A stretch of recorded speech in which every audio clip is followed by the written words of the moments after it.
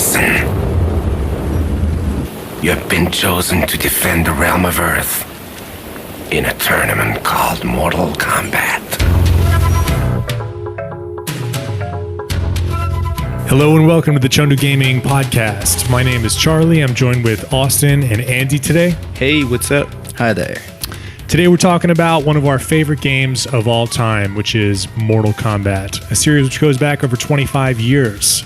And as each episode is about indie or retro games, this one is certainly a retro game, but it's been made modern. So modern, in fact, that we just hosted our 23rd tournament, I think, which was Mortal Kombat X. And we were super excited to play this game in particular because I think all of us, maybe all three of us, have kind of like fallen in love with Mortal Kombat again with this particular game. Yeah. Is it fair to say that? Yeah, I got a little bit into it before this game, but... Yeah, 9 for me. I started getting into it, and just 10 was like... blew my mind. Yeah, blew my mind too. I didn't really play any of the Mortal Kombat games between 3 and 10. I mean, I played them, but didn't really get that into them. And I was really into the first 3.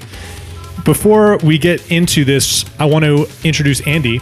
So Andy is the champion of our recent Mortal Kombat tournament. Congratulations on winning that, man. Thank you. Yeah. You were, I mean, obviously you were tough to beat because we couldn't beat you. But that was a high level of competition, man. You're really good at that game. And I've been playing Mortal Kombat the entirety of the series. Yeah, I got into that game pretty heavy with me and my roommates back home in the States for a while. And you can go down a rabbit hole with that game. There's a lot of layers of learning in it, and yeah, so no it's doubt enjoyable. Tell me about how'd you get started with Mortal Kombat? What's your first Mortal Kombat memory? I think maybe for the three of us, we should start with when did it begin? My first memory is actually my parents not letting me play it because my cousins were playing it and it was a little too violent for their liking. But I did get to watch it occasionally, and my cousins playing the original Mortal Kombat. And then as I grew up, I played with them. Was this like Sega Genesis or something? Yeah, I believe they were on Sega Genesis, and the good version. They were on multiple consoles growing up. They played some of those ones in between 3 and then the newer ones that were awful, but enjoyable nonetheless. How about you? What was your first memory? I think it was at my neighbor's house on the Super Nintendo version. The first one? Yeah. That one did not sell well. Yeah. Because of not having blood. Yeah. It had sweat. That's right. The game came out in 1992. I guess both of you guys were really young. I'm a few years older than you. I was 10 years old. I think it was 93, wasn't it? I have 92 written here for Mortal Kombat 1. Yeah. Yeah. So, huge game in the arcade. I remember it coming out in the arcade. 25 years. My first memory, yeah, exactly 25 years. That's right. Yeah. My first memory of Mortal Kombat was playing the arcade version at an ice hockey rink. Wow. Yeah. And I remember repeatedly going back to that ice hockey rink. I played ice hockey at the time. And Mortal Kombat was pretty mind-blowing when you're a kid. I mean, when you're a kid, you've never seen someone's head get ripped off. And with the digitized sprites in comparison to the cartoonish visuals of, say, Street Fighter or something. Yeah, Street Fighter was kind of king of the block at that time. That was the biggest competitive fighting game at the time. And Street Fighter 2 had revolutionized the arcade genre and the fighting game genre at the same time. And it wasn't until Mortal Kombat that it got really unseated. Yeah. So, yeah, I would like to actually talk about the creation of the first one. It was originally created by Ed Boon and John Tobias. And the development team started with Ed Boon, John Tobias, John Vogel, and Dan Forden. Dan Forden is the toasty guy, the sound designer, and we can get into that a little bit later, but originally the developers wanted to make an action game with Jean-Claude Van Damme. Yeah, I heard that. Johnny Cage. And then eventually they had a movie with Van Damme. Yeah. But, so that was kind of like Mortal Kombat Redemption in a way. Yeah, definitely. And when the first game came out, that was probably like the peak of Van Damme's career. And so, from what I understand, he wasn't able to do the game because he was too busy Yeah. with high-profile film projects, which makes sense. Totally makes sense as opposed to Mortal Kombat had not been established. It's just He was a probably game. like jump kicking people off motorcycles Yeah. instead of doing that. While like on that a movie, train. Hard Target. You ever see that movie? No. Real golden era Van Damme movie. Anyway, Van Damme passed it up. Was before. Bear in mind, I was a pretty young kid then, and most of those movies were like a little bit violent for. I don't know. I guess at the peak of his era, I would have been like 3 years old or 4 years old. But they were nothing compared to Mortal Kombat. I mean, Mortal Kombat was like people getting ripped in half. Yeah, but Mortal Kombat was like me being like a 6-year-old going over to my neighbor's house without my parents knowing about So do you think that really scarred you deeply? it. Has it ruined your life? Well, it Or made you into like you mean an has it insensitive... ruined my life by not having it at my house? Yes. Okay, yeah. Or maybe it just destroyed your moral compass, like all the congressional hearings with Herb Kohl. That's a nice name. And Senator Lieberman, who started these congressional hearings in 1993, voicing concerns over Mortal Kombat, which eventually led to the ESRB, the ratings board, which rated this game a mature game, which was restricted. Yeah, they brought up a lot of games during those court hearings, such as Custer's Revenge, which What? Custer's Yeah. Revenge? Yeah. I thought the two were That's Mortal Kombat ridiculous, and Mortal Kombat and Doom and Night Trap. Doom and Night Trap makes sense, but they went like way back to like Death Race, which is like way back and pretty tame compared to like say Carmageddon or something. But Mortal Kombat makes sense. Custer's Revenge does not. But yeah, they brought up obscure stuff for their fight for trying to keep kids away from that, which I think just ultimately comes down to parents being parents. Yeah, I mean, and they failed in the end anyway. Yeah. They tried to ban games like Mortal Kombat. It didn't work. Some countries banned it. It was banned in Australia. It was banned in Germany. A few countries banned it, but not the United States. Eventually it went to the Supreme Court. The U.S. Appeals Court Judge Richard Posner considered Ultimate Mortal Kombat 3 to be a feminist, violent video game.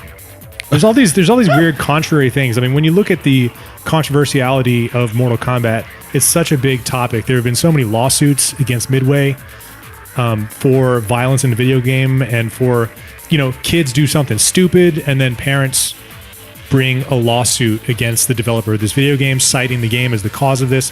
The Columbine murders, they put Doom onto that, and Marilyn Manson. It seemed like in the 1990s, whenever something went really bad with kids, they were looking for some kind of cultural product to blame it on. Yeah. So eventually this violent video game thing went to the Supreme Court and it got shot down. And it was actually Arnold Schwarzenegger who tried to get violent video games banned in California in 2005. Son of a bitch. Yeah, 2005, California passed a statewide ban on selling violent video games to minors, and it was championed by Arnold Schwarzenegger. But in 2011, the Supreme Court case Brown versus Entertainment Merchants Association, the ban was struck down in a 7-2 vote. And the court ruled that video games qualify for First Amendment protection. And this part's really cool. The justices' majority opinion declared, reading Dante is unquestionably more cultured and intellectually edifying than playing Mortal Kombat. But these cultural and intellectual differences are not constitutional ones. Crudely violent video games, tawdry TV shows, and cheap novels and magazines are no less forms of free speech, than the Divine Comedy. The restrictions upon them must survive strict scrutiny. Justice Elena Kagan was quoted as calling Mortal Kombat an iconic game, which I am sure half of the clerks who work for us spent considerable amounts of their time in adolescence playing. That Boom. is pretty cool. Yeah, Struck down. and it's a cultural icon. She's like, don't bullshit. Yeah. You play Mortal Kombat. Yeah. And it's as if the court's like, yeah, we all have played Mortal Kombat. Yeah, look how we ended up. Banning that is ridiculous. Winning tournaments over here. But it seems like the controversiality of Mortal Kombat in general has pretty much defined this game. Absolutely. There have From been the some get-go. things like using sprites and motion capture technology like very early on. Although Mortal Kombat wasn't even the first game to do that. The first one was Pit Fighter. You ever play that game? No, what was Pit Fighter? It was kind of like a Fight Club looking game where it's like a bar brawl, but it was all pixel artwork. Just looked very similar to Mortal Kombat. Sounds It was an arcade awesome. game. Yeah. So anyway, Sounds probably cooler in my head than it actually probably is. well, the developers of the first Mortal Kombat game were really appreciative of that game because it kind of pointed out some of the problems and pitfalls that this type of game can fall into. Wait, So what did you say it was called? Pit Fighter. Pit Fighter? Pit Yeah. Fighter pointed out the pitfalls? That's right. The pitfalls are pointed out by Pit Fighter. All right. So Mortal Kombat was able to avoid some of those and become pretty much massive smash hit like right off the bat. Yeah. It's one of the best-selling game series of all time. 35 million sales as of the release of Mortal Kombat X, Yeah. which came out just a few years ago. But the biggest game in the series seems like it was Mortal Kombat 2. Yeah, MK2 was pretty big. I don't have the sales on that, but I read that it was the biggest commercial success of the Mortal Kombat series, which outsold summer blockbuster movies. And very few games in gaming history have ever done that. do you know how many releases there have been in the 25 years since its inception? No, how many? 22. 22 in 25 years. Yeah, we're playing Mortal Kombat 10, and there have been 22 releases. So there's like three. I only different remember ports like of three. 5. There's like Mortal Kombat 3, Ultimate Mortal Kombat 3. I don't know. There's like quite a few different like variations on the series, but a few of them were kind of not really So we should, memorable. we should explain, what is Mortal Kombat about? For anybody, maybe there's somebody who's listening to this who doesn't know what Mortal Kombat is or hasn't played it. So it's two fighters. I mean, in a couple of the games, it's been a tag team available, but it's generally been a two-dimensional fighting game, and with the exception of a couple of them moving over to 3D. And the big selling point on the series is the Fatality System, where in various incarnations of the game, you basically just do increasingly depraved, super fucked up shit to your opponent after Depraved knocking is a them good unconscious. depraved is a good word to describe it. Yeah. They're not unconscious; they're just like standing there dazed, waiting to be killed. But the game is a tournament. It's a tournament kind of based on Yeah. Enter the Dragon. It's like the Bruce Lee movie Enter the Dragon, where in the first game you're on an island. It's run by this crazy old Asian guy, Shang Tsung, and he is organizing a tournament. There's all this lore to We're in the there. Mortal Kombat yeah, series. it's pretty crazy. Like the 18 realms created by the Elder Gods, with the first tournament taking place in the Earth realm, and there's the Outworld, and Yeah, it goes really deep into all that stuff. And for me, I'm kind of like, I've been playing this game for like 2 decades. I'm like, whatever. Everybody's like fighting. let me just and- rip his head off. yeah, exactly. Like the story kind of seems like an afterthought, even though they have extended the story in so many different directions with so many different comic books, movies, television shows, dozens of games, all these different things to flesh out the story of the game. Two movies, I think. Two movies. And there was animated TV series in 95, I believe, as well as a live action TV series. And after that, another live action TV series, Mortal Kombat Legacy, I believe. That Annihilation was the second one, I think. or the TV show, you Legacy mean. is the TV show, Right. the third TV show that was a net series, I guess. Was that? I think on they released it YouTube? on YouTube. Yeah, exactly. I read about that. I actually saw some of that when it came out a couple years ago. The first movie was quite a big hit, though. Released in 1995, grossed $120 million. That's a lot. And there was that song, Techno Syndrome. Oh, they made a whole soundtrack. Yeah, the Mortal Kombat soundtrack. Yeah, made by the Toasty guy. That was not made by the Toasty guy. They That brought in an artist. Actually, it was a band, and they Lords two of members. Acid Yeah. members. Do you know their names? I do not. Dan Pro- Forden was the guy who. Khan and Oliver Adams, and the band was called the Immortals when they did their duo thing. I read that Dan Forden made the soundtrack. Who's the guy you mentioned, right? Dan Forden Dan did not Forden do was the soundtrack. Sound designer of the whole series, from what I read. Yes, sound designer for the game series, but not for the soundtrack of the movie. Interesting. Yeah, I remember that soundtrack. I had that on CD. I had the song Mortal just yelling Mortal Kombat. They also had a TV commercial. I don't know if you ever saw that. Really? I don't Yeah. think I've seen the TV commercial. It's like there are people in the street and they're just like looking up at the sky, like screaming Mortal Kombat. Like everyone's just yelling it, and it's like a really iconic commercial, actually. That sounds pretty good. Yeah, and then they made a sequel to the movie, and it bombed apparently. Well, that's not surprising. That's very often the case with sequels. So Yeah, so they stopped making movies after that, but now apparently they're talking about rebooting it and making another movie.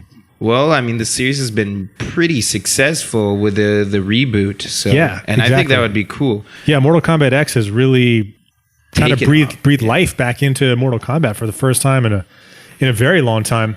The first movie also jump-started the career of Paul W.S. Anderson. Really? Who's the director who directed all the Resident Evil series and married the star of that, Mila Jovovich, and has done a bunch of other game movies, which are pretty much all mediocre. Like game movies are. Yeah, typically. Also, not just movies and cartoons and comic books as well, but there was actually a Mortal Kombat live tour. What is that? So it was a martial arts theatrical stage show featuring Mortal Kombat characters, sound, and laser effects. Were there honestly. fatalities? I'm not sure if there were fatalities. I couldn't find a lot on the live tour. I'm not sure how successful it was, but If I'm there assuming were fatalities, that alone would sell me. I would do it if there's fatalities. UFC needs to step up its game. Yeah. This Mortal Kombat has made over $4 billion since it was created. It's pretty impressive. That's a large chunk of change. That's a lot of money. 35 million units sold as of 2015, which was when Mortal Kombat X was released, and over $4 billion. Now, Mortal Kombat X and Mortal Kombat 9 were released by NetherRealm Studios, not Midway. But it was ex-Midway employees, but Midway went out. Yeah, Midway's been long dead. Yeah. But one of the biggest Midway titles ever, along with NBA Jam and what else? Hydro Thunder, some like arcade era games. Yeah.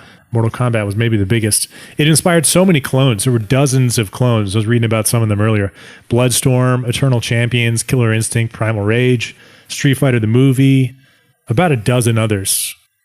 So many clones inspired. But it seems like for a long period, I don't know, 15 years or something, Mortal Kombat was kind of just spinning its wheels, making games that didn't really have much traction. Yeah, I mean, for like you mentioned, MK3 was the last one you really paid attention to. I mean, what came after Ultimate Mortal Kombat 3? MK4, which was the one that brought the series to 3D. And for the most part, a lot of the games were not notable. The last game I remember playing was MK versus DC, which was... Oh, that was like way later than 4. Yeah, but I did go back and do some research on this. There were some cool things that they did. I want to touch on the Fatality System real quick, which is what the series is famous for. So the first game just had one fatality per character, and the pit stage fatality, which everyone I'm sure remembers. Pretty iconic. That was the one where you knock him off the bridge? Yeah, and just fall. Wait, was that in the first one, really? All you had to do was uppercut them in the first one. Awesome. And in the second one, they introduced stage fatalities and death traps to most of the levels, but they had spikes on the ceiling. They had the acid pool. Yeah. And they also introduced friendships in the second one, which is where it could end with no bloodshed. You just be like, hey, we're cool. Yeah, I don't know about that. Yeah, I don't and know about that. the babalities. Babalities, animalities, and Mortal Kombat 3. Yeah. I don't know, man. All that stuff got a little The bit silly. mercies in MK3, which you could bring them back to life, and you needed to do that to do the animality. But MK3 did introduce the brutalities, and that was pretty cool in MK3. You just basically pummeled them to death. Later on, though, they had Harakiri in MK Deception, and it was like a race to see whether or not your opponent could pull off a fatality or you could kill yourself before them. Which one is MK Deception? I'm not sure. I think that was maybe around number 5 or 6. Man, it just got lost in just like Well, but one of the cooler For a long ones time. was the creative fatality in MK Armageddon. So that one, instead of having character-specific fatalities, you had a pool of fatalities that you could pull on, and you basically had like a combo meter to like pull off different fatality moves and like rank up to like 8, 9, 10 different fatality moves in killing them. Did you do that? I don't remember No, that at all. I never played that one. Yeah, I didn't either. But It's- I looked it up online, and It's incredible how Mortal Kombat went through Just a went period through where a everyone dark played period. it. Well, it's Yeah. like everyone played it. I remember my best memories with Mortal Kombat is probably Mortal Kombat 2, when I used to go to the arcade like almost every weekend to play Mortal Kombat 2. And I was a pretty competitive player. There was probably, I don't know, 40 or 50 players in my area who would go to the same arcade, and you'd see the same people Yeah. over and over. And then it just went to a dark period where like nobody was really obsessed with it like they had been. Well, it was after Mortal Kombat 3. Mortal Kombat 3 was the last one that was big in the arcade. I think Yeah. that after Ultimate Mortal Kombat 3, The arcades kinda died Yeah, the down, arcade yeah. area had kind of already passed by that point, and it had moved to consoles. And Mortal Kombat specifically is such an arcade-centric game. It's all you have to be playing with other people essentially, and it just works perfectly as an arcade game. Yeah, absolutely. And at the time, Mortal Kombat 2 was really amazing. I mean, all the stages, the environments, the music in particular, I really loved. It had so many characters. It had 12 characters in Mortal Kombat 2, and really competitive. 12 characters. Now there are more than 64 characters in the series. You can pick 64? There are more than 64 throughout the whole. Oh, of course, Yeah. of course. I mean, because every one they use different. Even in Mortal Kombat X, there's tons of characters, dozens of characters. But it's a lot of new characters. Like Nine there's was a a lot- lot of old characters. There's a lot of old characters that Liu are Kang not. is like an old man in MK10. It's Liu Kang is 25 like- years in the future. He's like the protagonist, probably, of like the whole series.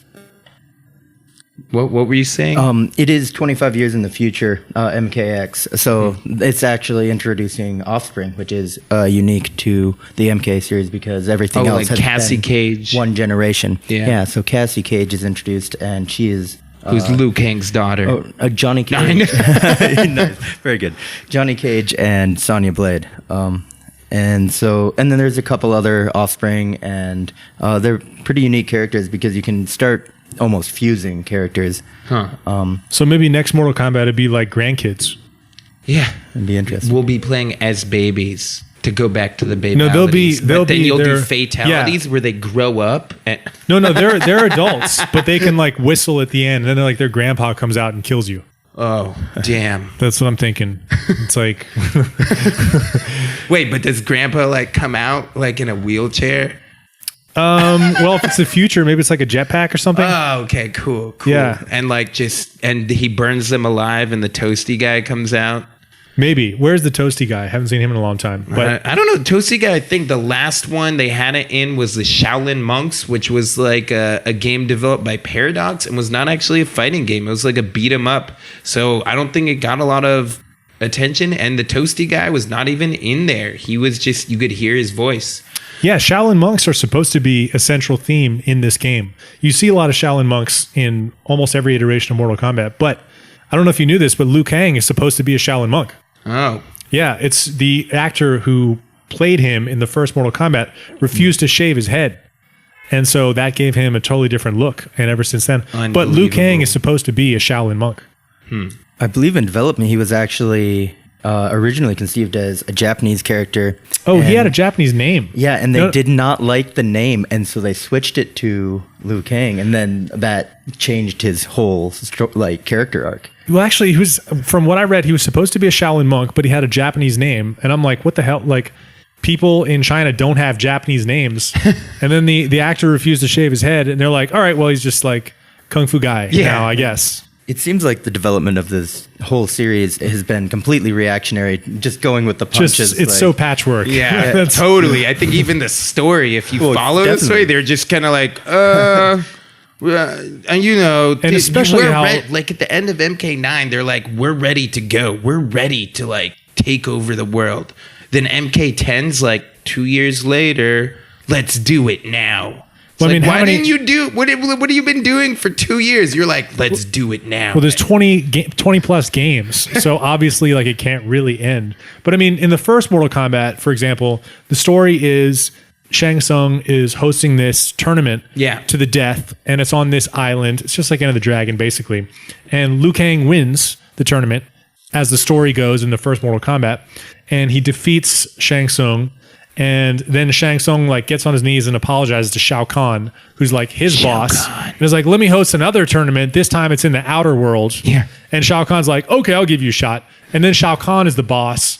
And then Shang Tsung is made into like a young Shang Tsung. I mean, it's so hard to follow all this stuff. Super obscure. Yeah. And then it's like, they're just like, let's make it, let's just, by this point, I don't think people really know. We're just going to like say things and go with it. Well, and then you get all these other hidden characters. So in Mortal Kombat 2, hidden characters were Jade and Smoke and Noob Saibot. Noob Saibot, do you know where that name comes from? Yeah, of course. It's the two developers' name backwards. Yep. So, but I don't know what that means. I mean, it's just like a black ninja. You can't see him. Palette swap. Like Smoke, right? Smoke and Jade. Like, what is going on? All these hidden characters. Like, it has a very distinct random feel to it. Well, do you know about Ermac?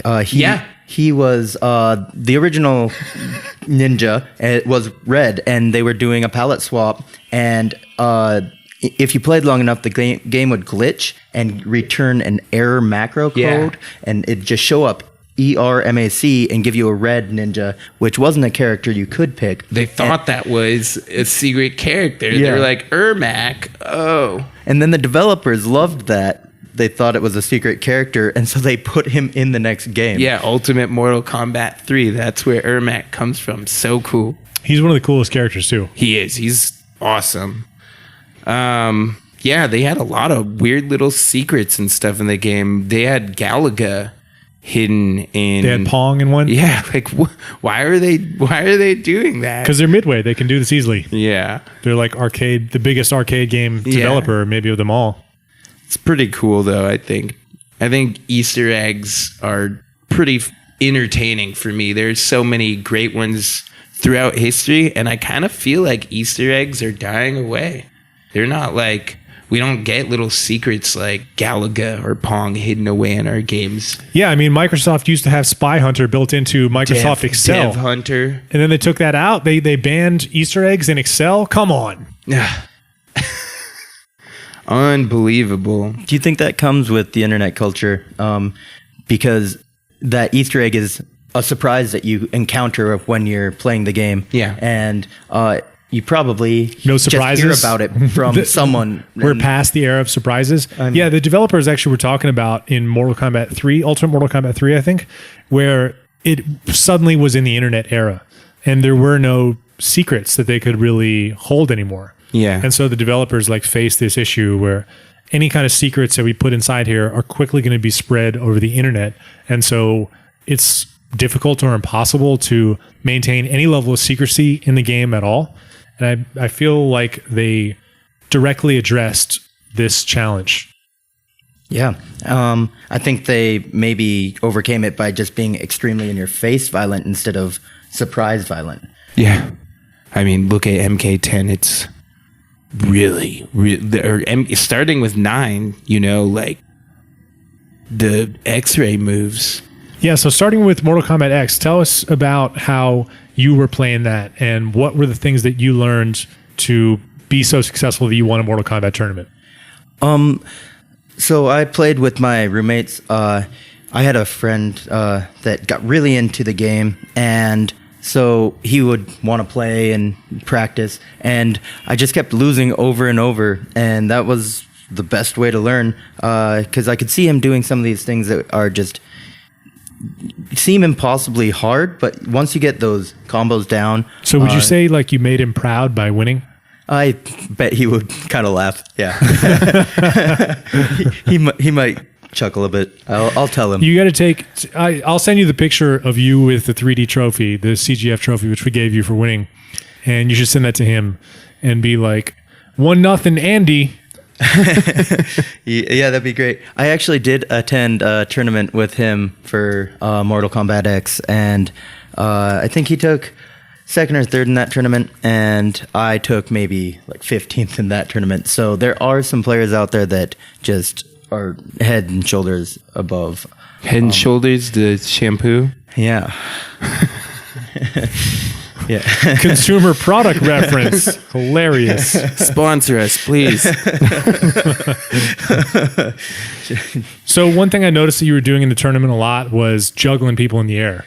Yeah. So It seems like there's no real defense against that. Is that right? Or there's the block, like the breaker, combo breaker or something? there is a combo breaker that could interrupt what I was doing. Reminds me of just hearing combo breaker in my head reminds me of Killer Instinct. Combo breaker. I miss that Yeah. voice. I really miss that voice. Combo was my favorite character in that game. Yeah. But so Combos were my favorite snacks in the 90s. nice. There's a lot of meter management once you get up into the higher levels. So you have to decide: do I want to use 2 bars of the special meter, which would So you got- break the combo, or you do I got- want to save that for a special move? There's a lot of meters in Mortal Kombat X. You have a life meter, you have a sprint meter, and a special meter. Is that right? Those That three? is correct. Sprint meter. Yeah. It's right beneath your life meter. Yeah, it's a stamina meter, so there's a couple different things that will make it go down. This is why I lost the tournament. I don't use it. There are actually a lot of players that use sprints in the middle of juggle combos, which is crazy to me because I can't do it. So they'll do a move, sprint, cancel that sprint, so they're closer to the person, and then continue The combo. continue hitting the person in the air. Right. Yeah. Right. And that, as you go into this game, it just gets more and more complex, and you start talking about even frame data. Yeah, there's an amazing amount of depth to this game. Austin and I were playing the game recently, and I didn't realize that you could hold down the right trigger, I guess the block button, while doing special moves to get like an additional functionality out of every move in the game. Yeah, to like supercharge your special moves and use a bar of special. And he didn't know about the counters. So Yeah. And you have 3 variations for each character, Yeah. which basically makes each character like 3 different characters. And there's already like 30 characters or something? Yeah, So with all the variations, it's like 90. Like there's an incredible amount of diversity. And going into the tournament, I was kind of thinking, there are so many different characters and types of attacks to defend against. It seems really difficult to prepare for a tournament. How do you prepare for a tournament? I don't know. play a lot. Yeah, just play a lot. Play against every type of character. Yeah, there is just so many different ways to play the game. You can be aggressive. You can have like a ranged strategy. And I'm sure there's a lot of others which you're more familiar with than I am. Yeah, as you're preparing, some of the hardest characters to prepare for are those that have mix-ups, which are they have attacks that look very similar. That one is an overhead, so it hits you if you're blocking and crouching, and one is a low attack, which hits you if you're blocking and not crouching. So you have to be able to kind of predict what the other person is going to do. And as you learn, you see different patterns emerging for different characters, and you can expect some of these, but you actually end up in some really hard blocking situations. Yeah, I noticed with you. So you played as Kung Lao in every round of the tournament, and no one beat you. Flawless victory, by the way. Thank you. Yeah, And I noticed that there were a couple moves which you did which were so effective against me and against everybody. And after I fell victim to it a number of times, I started to like wise up and be like, okay, I have to respond to this particular move in this one way. The one I'm thinking of is the teleport move, where Kung Lao teleports behind you and then throws you. Yeah, so that's a good example of a move that it leaves Kung Lao very vulnerable if the person predicts it. But if it's a mix-up. It's you're trying to surprise them. Instead of throwing a hat low at their feet or swinging high over their head, you are suddenly behind them, and then I actually use a grab out of it, which works on people that are blocking. Yeah. You'd also do that the slow hat throw, and then just like and just like dance around the hat. Yeah, that's really effective. Yeah, I actually found that's one I don't see online even. I've watched a few tutorials on how to use Kung Lao, and I've never seen anyone use that, and so I'm proud of that. Essentially, what I do is I use a meter burn hat, and it's just slowly crawling around along the ground, and then I do overhead attacks about the same pace as it. Andy's slow hat throw. Yeah. Heard it here first. Catchy ring to it. Yeah. Don't go sharing that one. It's a tournament winner. Yeah. People figure it out pretty quick, but it's usually good for one or two like surprises. Even with experienced players, they're like, "Oh, what are you doing with that?" Because it looks really silly. Yeah. Well, I can attest to the fact that it works. It works very well. Me You're very too. difficult to beat. Looking at the incredible success of Mortal Kombat X, it seems virtually inevitable that there is a sequel in the works. Absolutely. I'm curious. Do you have any thoughts about what's coming next with Mortal Kombat? Obviously, a movie might be possible, and I think that might work really well now that Mortal Kombat X has kind of redefined itself back in the really dark kind of fictional horror kind of space. And they've removed the babalities and all that.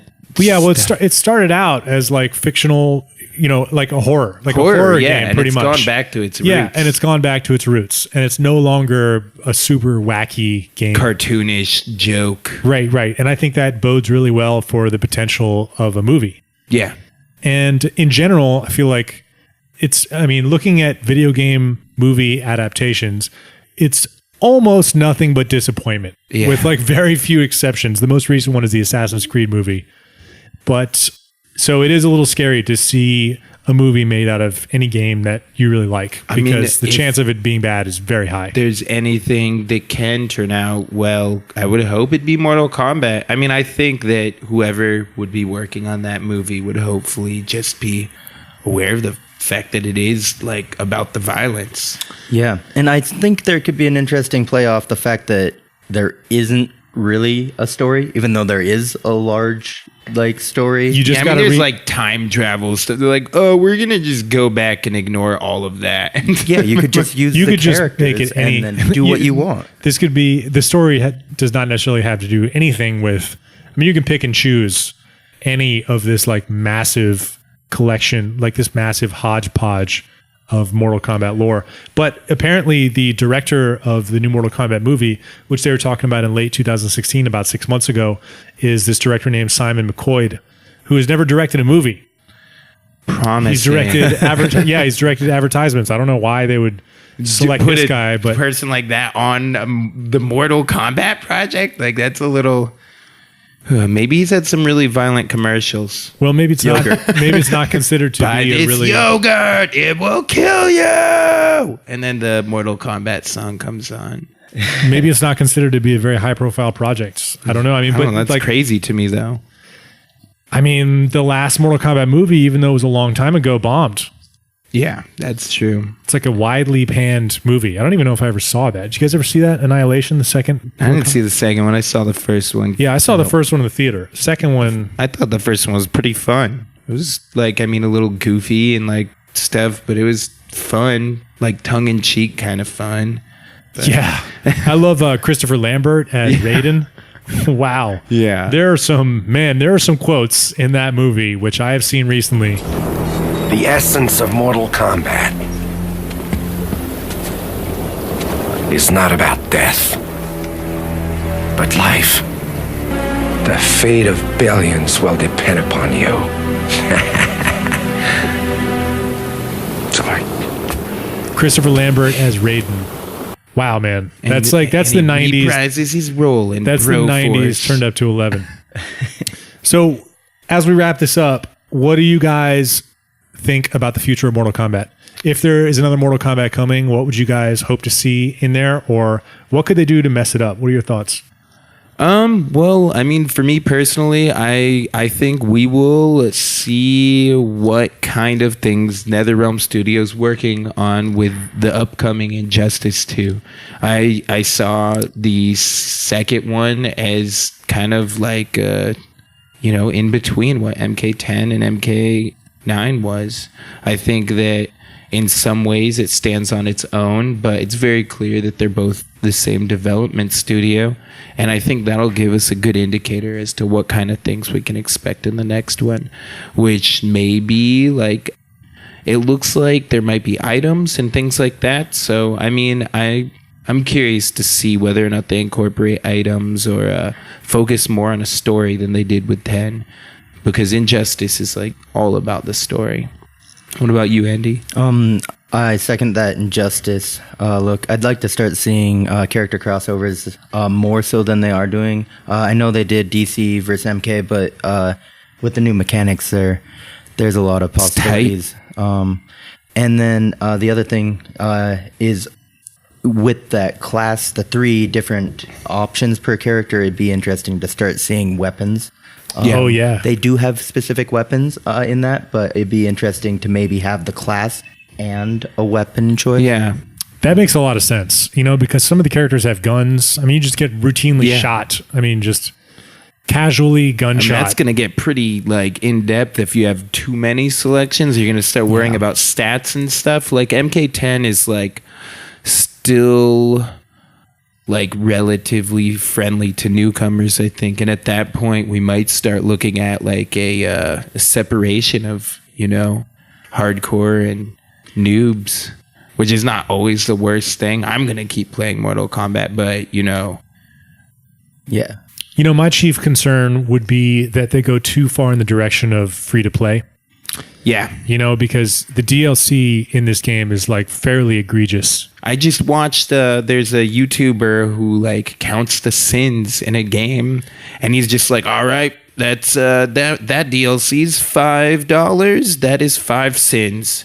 And this DLC, for whatever reason, is $30. That is another 30 sins. I mean, if you buy MKXL, which is the best thing to do, that includes everything. Dozens of... Oh, actually not everything. There is some stuff that's not included in that. Yeah.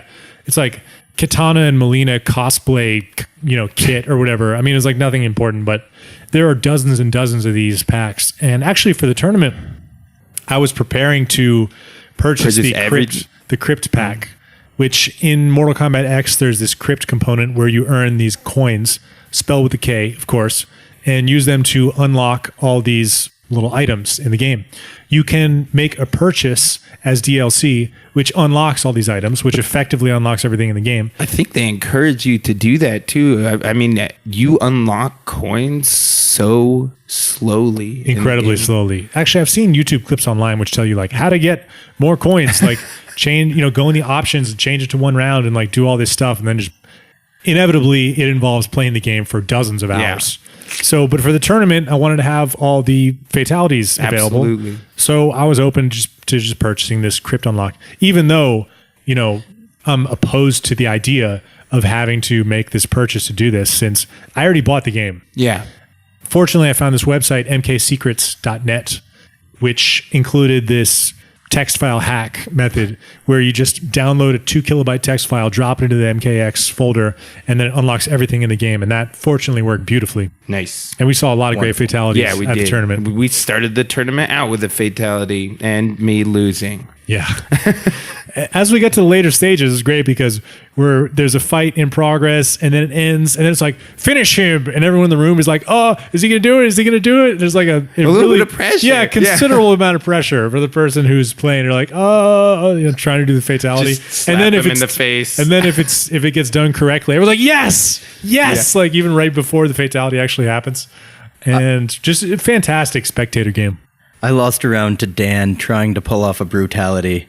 Oh, I remember that one. And because I think brutalities because you have to execute them while playing. Yeah. And I think they're a bigger slap in the face than the fatality because it's saying... Because it took forethought. It took planning on your part. Yeah. I'm going to win with style. Yeah.